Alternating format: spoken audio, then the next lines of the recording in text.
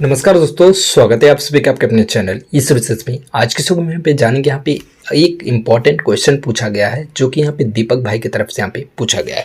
दीपक भाई का ये कहना है, इनका क्वेश्चन ये है कि अगर यहाँ पे हम क्रेडिट कार्ड यूज कर रहे हैं, जितने भी क्रेडिट कार्ड हो आपके पास 2, 4, 10 जितने भी क्रेडिट कार्ड हो, उसमें से हमारे यहाँ पे जो अनबिल्ड अमाउंट है यूज कर रहे हैं, बिंदास यूज कर रहे हैं, अनबिल्ड अमाउंट है ज़्यादा, और इनकेस कुछ हो जाता है, हम यहाँ पे अमाउंट पेड नहीं कर पाते हैं, कुछ हो जाता है, तो उसमें बैंक कैसे वसूलेगी, बैंक यहाँ पे पेमेंट कैसे लेगी हमसे, क्या प्रोसेस है इसका, लेगी कि नहीं लेगी, ये सब के बारे में यहाँ पे पूरी डिटेल में पूछे हैं।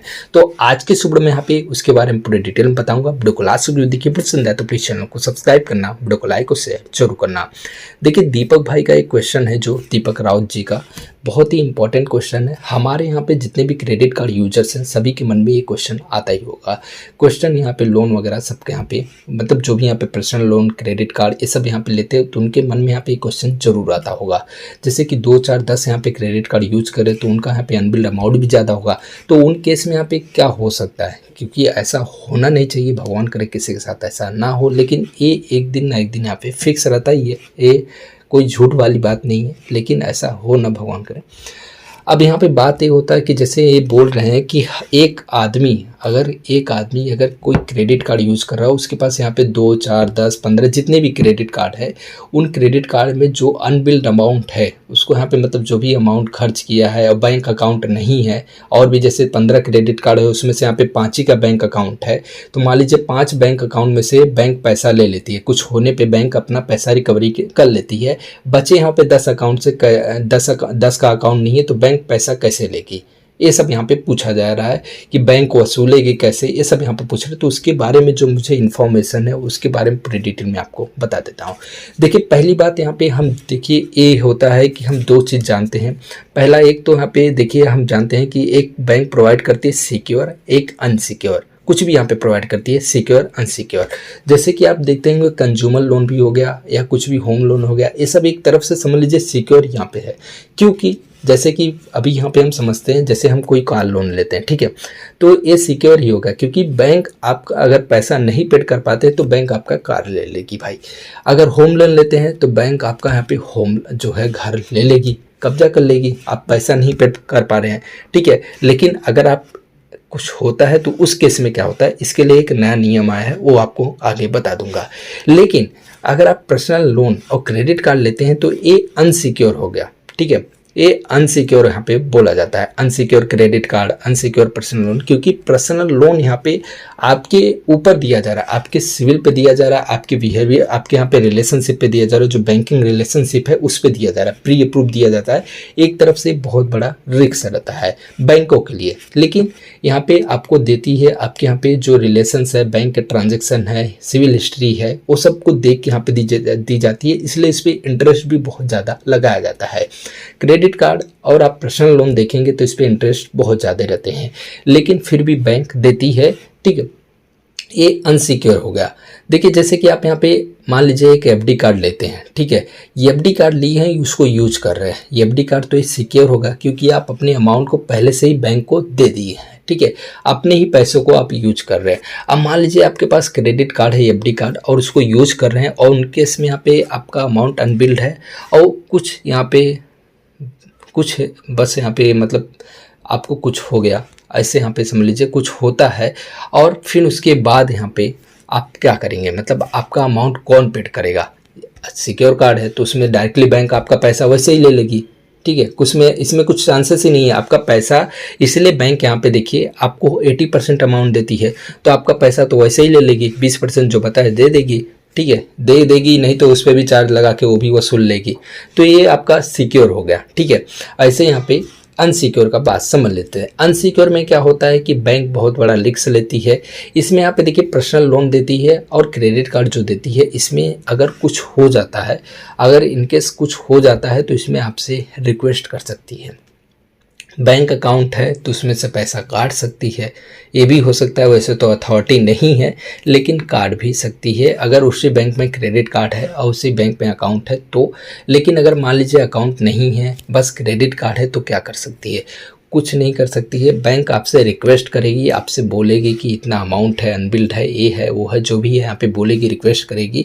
अगर आपकी फाइनेंशियल मतलब कंडीशन सही है तो आप पेड कर सकते हैं, मतलब फैमिली मेम्बर जो भी हैं उनके वो पेड कर सकते हैं, ठीक है भाई। जिनके नाम पे क्रेडिट कार्ड है उनकी अगर मृत्यु हो गई है, कुछ हो गया, इनको वहाँ पे मृत्यु हो गई है, अब नहीं है, तो पेड क्यों करेंगे, वो कैसे पेड करेंगे, ठीक है। तो फैमिली वाले को यहाँ पे एक रिक्वेस्ट देते हैं कि भाई अगर आप यहाँ पे कर सकते हैं तो कर सकते हैं, ठीक है। अगर आपकी फाइनेंशियल कंडीशन सही है तो कर दीजिए, अगर नहीं है तो उस पर कोई प्रेशर नहीं डाल सकते। इन केस में आपको क्या करना है, उनका जो डेथ सर्टिफिकेट है वो आपको बैंक में जमा करना है, कंडीशन यहाँ पे जो भी है बताना है, उसमें आपका यहाँ पे फाइल क्लोज कर दिया जाता है। जो भी यहाँ पे क्रेडिट कार्ड है सो है वो सब यहाँ पे क्लोज कर दिया जाता है, अकाउंट वगैरह क्लोज कर दिया जाता है। लेकिन आपसे प्रेशर नहीं दिया जाएगा, आपके ऊपर प्रेशर नहीं दिया जाएगा। लेकिन अगर आपका कंडीशन सही है, फाइनेंशियल कंडीशन सही है, अमाउंट ज़्यादा नहीं है, तो पेड करके उसको हटा देना चाहिए। क्योंकि अगर आप पेड करेंगे तो आगे चल के आपका यहाँ पे जो बैंकिंग रिलेशंस है वो अच्छे बने रहेंगे, आपके ब्रांच में जो भी है अकाउंट वगैरह रहेगा तो अच्छे रहेंगे, ये सबसे अच्छा इफेक्ट पड़ता है।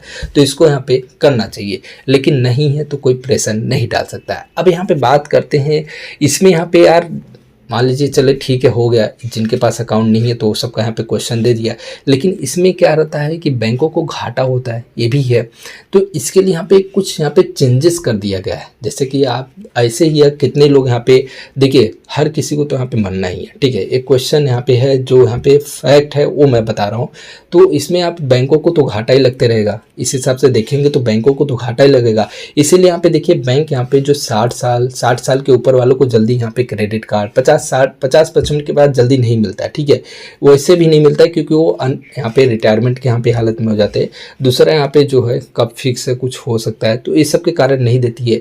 तो ये सब में अगर जिनको पहले से ही क्रेडिट कार्ड मिला है तो अगर सबके साथ तो होता ही होगा, लेकिन वो सब में यहाँ पे मतलब बैंक को यहाँ पे घाटा ही लगेगा। तो इसमें करती क्या है बैंक तो हमेशा घाटे में चलती हो।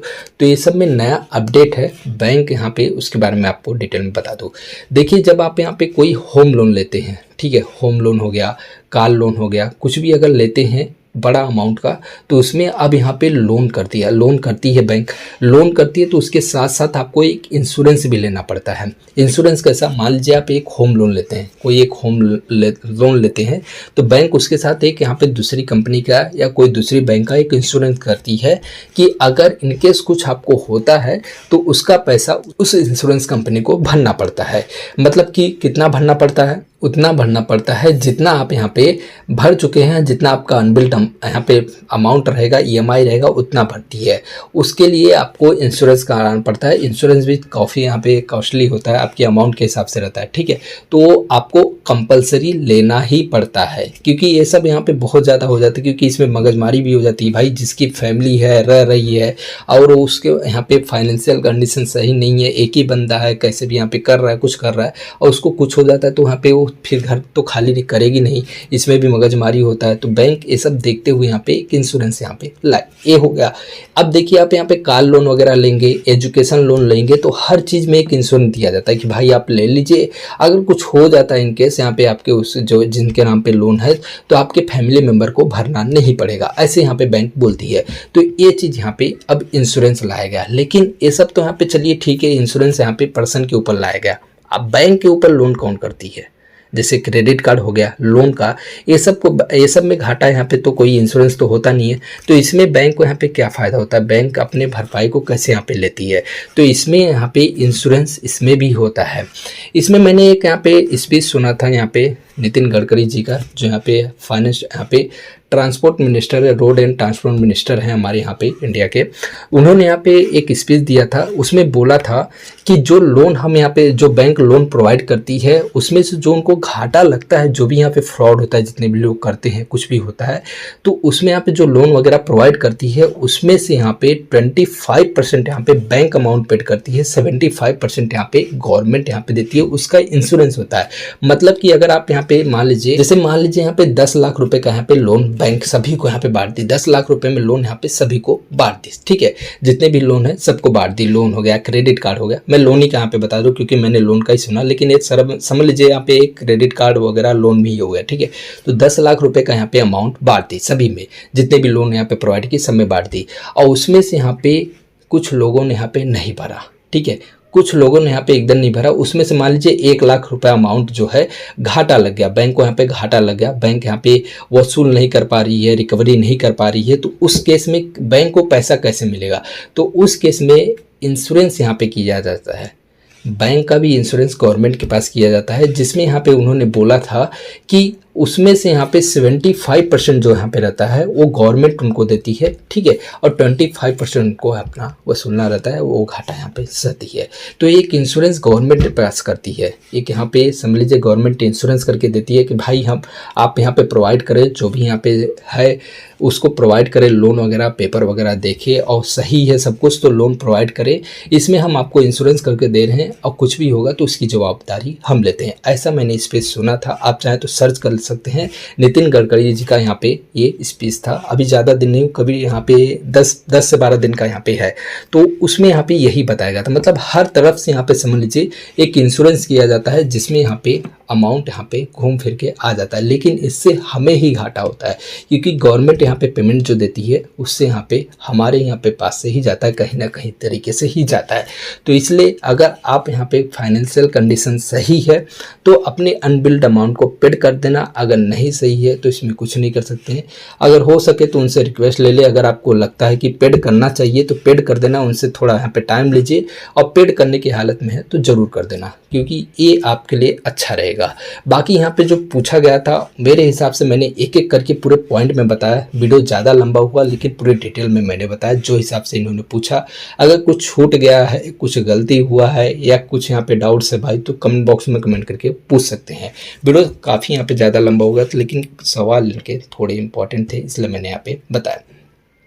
कुछ भी गलती रहेगा यार तो कमेंट बॉक्स में कमेंट करके पूछ लेना, क्योंकि मुझे यहाँ पे जितनी इन्फॉर्मेशन थी जो मैंने यहाँ पे देखा, जो सर्च किया, उस हिसाब से मैंने आपको पूरी डिटेल में बताया। जो दीपक भाई का एक क्वेश्चन था बहुत ही इंपॉर्टेंट लगा, इसलिए मुझे लगा कि आपको यहाँ पे बताना चाहिए। इंस्टाग्राम पे जो भी आपको यहाँ पे डाउट रहे जरूर कमेंट बॉक्स यहाँ पे इंस्टाग्राम पे मैसेज करके पूछ सकते हैं, साथ ही साथ हमें यहाँ पे कमेंट बॉक्स में कमेंट करके पूछ सकते हैं।